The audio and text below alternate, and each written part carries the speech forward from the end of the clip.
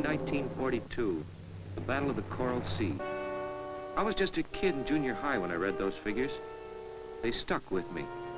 And I'll never forget Midway. For every pilot we lost, we got 5 enemy. You see, it was a personal thing with me. My older brother, Ted, helped fight this battle. Marianne Turkey Shoot. Our carrier pilots whipped the Japs to a standstill, and Ted got 9 of them before they got him. Then came Okinawa. Another year of school, and I could get even for Ted. That's what I thought. But the Navy's carriers had broken Japan's back, and yet those box scores would always needle me. And in college, years after VJ Day, I still remember it. 2 other guys felt the same way I did. The rest is simple. The 3 of us went Navy Air. It was Pensacola, here we are.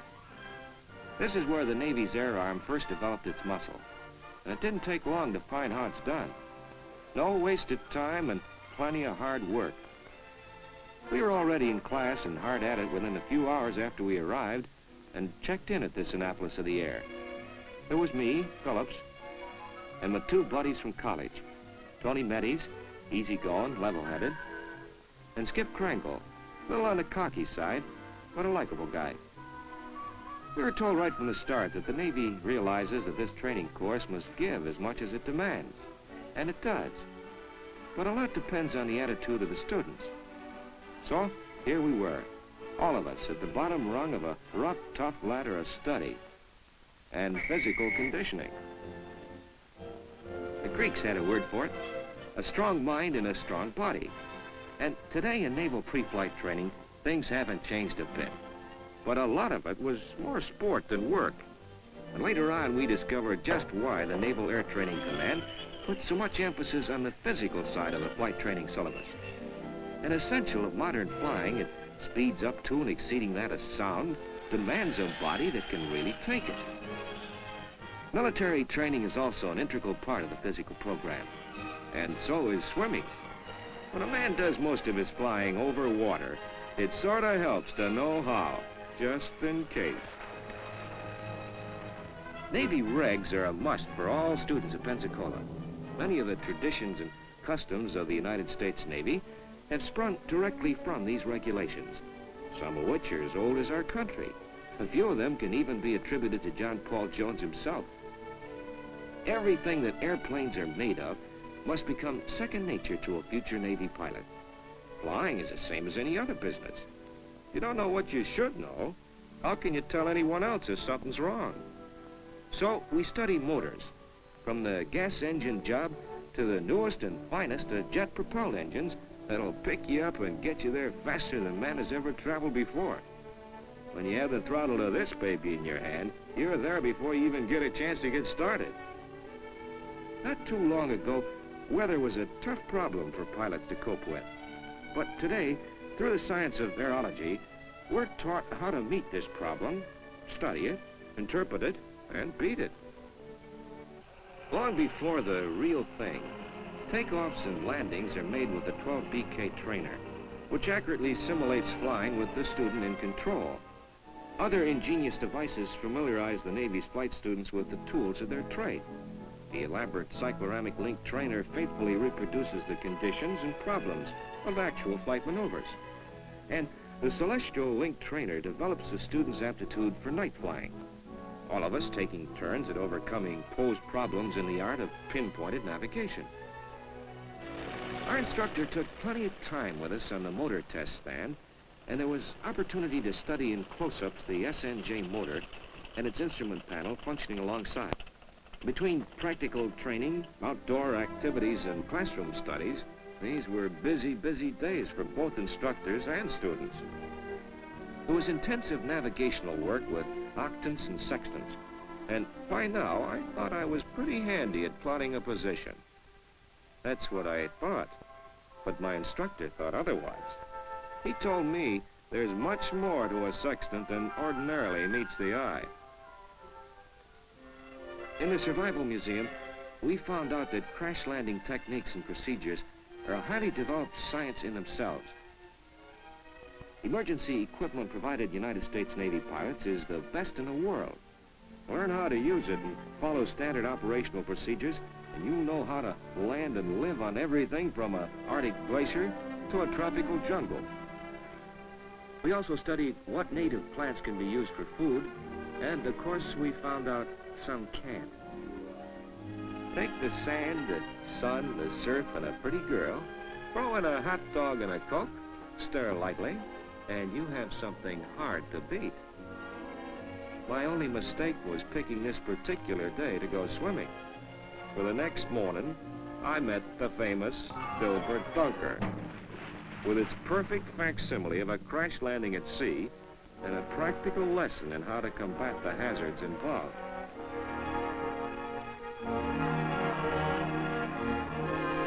A naval pilot is a valuable man, and no time or expense is spared by the Navy in training each individual student in survival techniques which will stand them in good stead, come what may. This rubber raft isn't exactly a yacht, but in a pinch it'd come in mighty handy. A sense of touch also comes in mighty handy. A man is required to know his instrument panel and cockpit controls forwards, backwards, inside out, upside down, and even blindfolded. We were getting closer to actual flying by now, and we were taught how to taxi without nosing over and putting a crimp in the prop. In this particular ground control trainer, I found out just how much brake pressure it took to throw your nose forward and down. This practice also placed special emphasis on ground safety regulations. In line with the Naval Air Training Command's policy of precaution against every emergency, each flight student is checked out in the bailout trainer. You're allowed 3 seconds to snap that hatch back and get clear. If a man fails in any of these pre-flight tests, it might ground him, or even wash him out. Just when I'd about given up hope of ever really flying, came the day. After pre-flight briefing at the hangar, the order sounded for instructors and students to man their planes. The personnel carrier took us down to the flight line for our first taste of airborne training. It was a mighty big moment.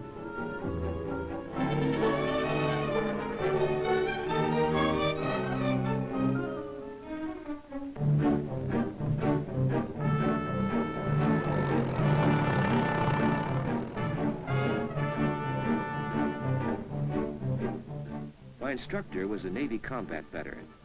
This was all old stuff to him, but big news to me. He looked me over like a mother hen. He checked my chute harness and safety belts thoroughly before ever getting in the ship himself. We were both hooked up on an intercommunicating phone system, and here's where a flight student begins to feel like an expectant father. And you can take my word for it when I say the Navy's new streamlined flight program is something to get excited about. It starts with this pre-solo dual instruction stage. And until I had the feel of my SNJ in my fingertips, in my eyes, in my ears, and yes, even in the seat of my pants, I listened to plenty of instruction and advice on that intercom. As the tempo of instruction picked up, according to my individual capabilities, my instructor directed every effort toward having me flying the airplane alone. A flight student is usually in complete control of his ship at the end of his 10th dual hop. From the very beginning, plenty of stress was put upon a fine technique of smoothness and accuracy in flying that enables a naval aviator to execute the precision maneuvers necessary to landing aboard an aircraft carrier, as well as outfight any opponent he might meet later on in the air. Now came the day a pilot will never forget. It was the day of my 19th dual flight. I didn't think that psychology had anything to do with flying, but an instructor knows it. And to lessen those waiting for the big moment jitters, you never know until it happens that today is the day you solo. A few last-minute instructions, and I was ready to go back up alone. The kick of a lifetime, and a gulp as part of the course. I've never seen anything emptier than that rear cockpit, but it felt good, real good.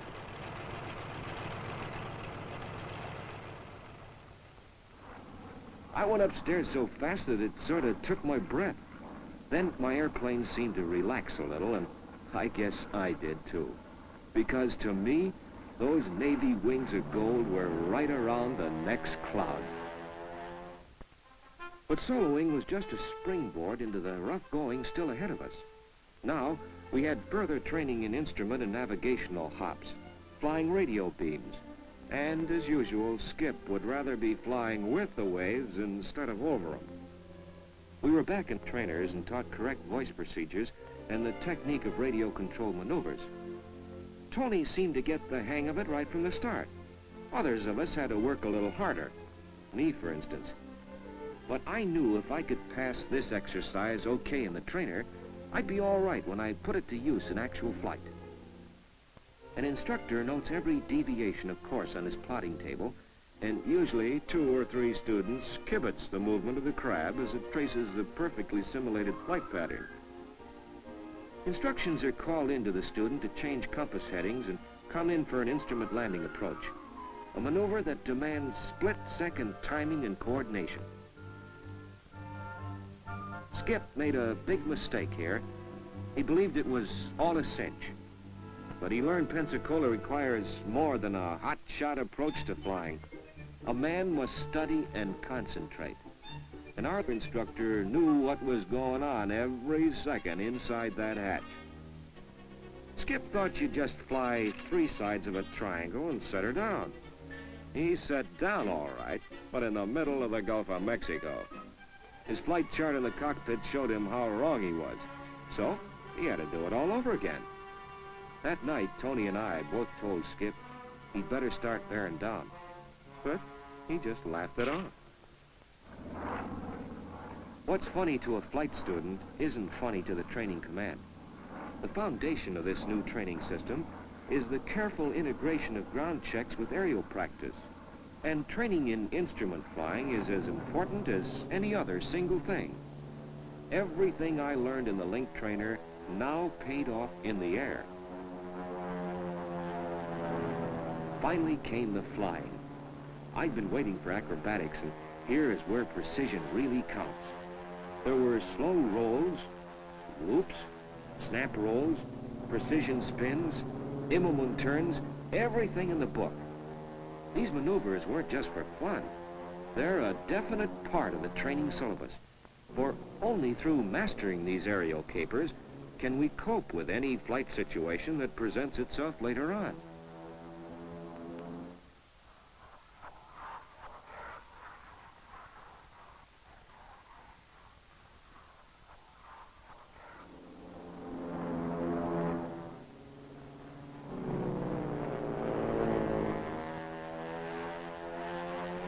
Next, there was a type of flying that's the backbone of the carrier task force.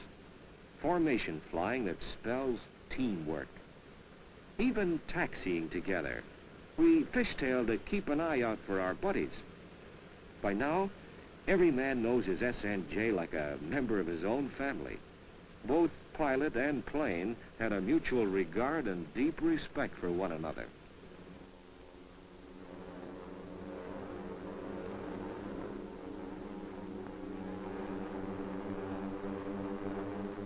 In the air, we practiced every type of echelon join-up until we had them down so pat it looked like we were all wired together.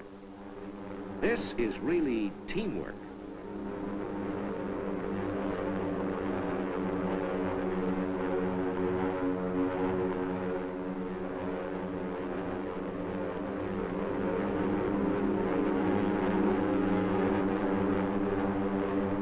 We all knew what our next training step was and could hardly wait for a crack at it. Gunnery. And fixed gunnery demands a total combination of the skills we had learned. The pilot's weapon is the whole airplane. To point it properly on the tow target requires an accurate estimate of range and angle of deflection for timing the exact instant to press the firing button. This is close enough to the real thing to make a man all business. Peeling off for a firing run, an old saying popped into my mind, get or get got. None of us fooled around here. We meant it, all of us.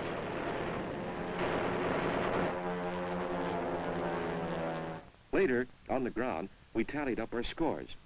Each pilot's gun fires a distinctive color of bullet, so we know the exact score of each man And in this particular instance, no one was ashamed of his marksmanship.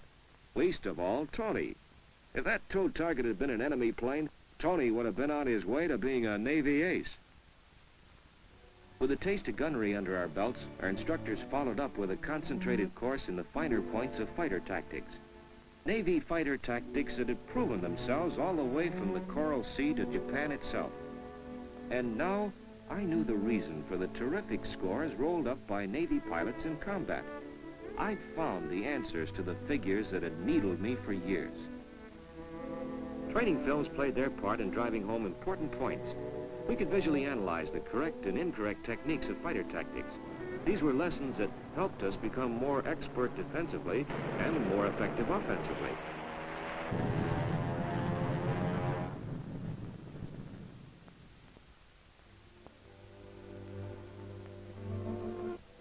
The flight course designed by the Naval Air Training Command is fair but tough. Some of the men are bound to wash out. There's different reasons for it. Goofing off is one of them. Skip did it once too often, and it caught up with him. He was told that to maintain the high standards of naval aviation, a man must go to the fleet knowing his job, and knowing that he knows it. Skip just hadn't measured up. And as badly as we felt about it, we all knew that a weak link in a chain of teamwork could cost an innocent man's life. The closer we came to graduating from basic training, the harder we worked.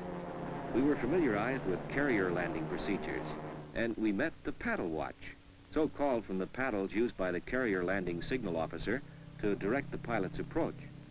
Any fault in approach technique, no flaps too high or too low, wheels up for a warning that the flight deck isn't clear, brings a wave off. I was given the order to cut and land, and this was followed a few days later by another order. An order to report to advanced training at the Naval Air Station at Corpus Christi, Texas. I still didn't know which thought was uppermost in my mind, the pride of graduating from basic training or the anticipation of the kicks ahead in advance. Anyway, it was so long Pensacola and hello Corpus Christi.